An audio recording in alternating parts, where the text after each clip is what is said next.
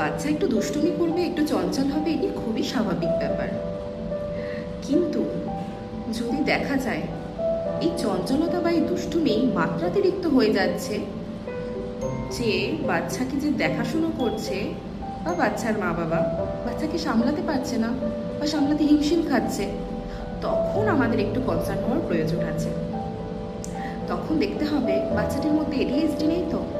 নমস্কার, আমি Rimpa Pal, psychologist cum play and behaviour therapist. আমি আজ আলোচনা করব এডিএইচডি নিয়ে। এডিএইচডি কি?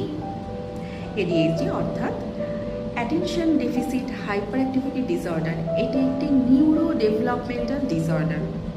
এক্ষেত্রে দেখা যায় বাচ্চার অ্যাটেনশন অর্থাৎ মনোযোগের সমস্যা, কিছুতেই ফোকাস করতে পারছে না, কনসেন্ট্রেট করতে পারছে না, বেশিক্ষণ পড়াশুনো অবধি মনোযোগ দিতেই পারছে না। অতিরিক্ত হাইপার অ্যাক্টিভ অর্থাৎ চঞ্চল, এক জায়গায় স্থিরভাবে বসেই না, অকারণেই দৌড়াদৌড়ি করছে, লাফালাফি করছে, যে তাকে সামলানো যাচ্ছে না।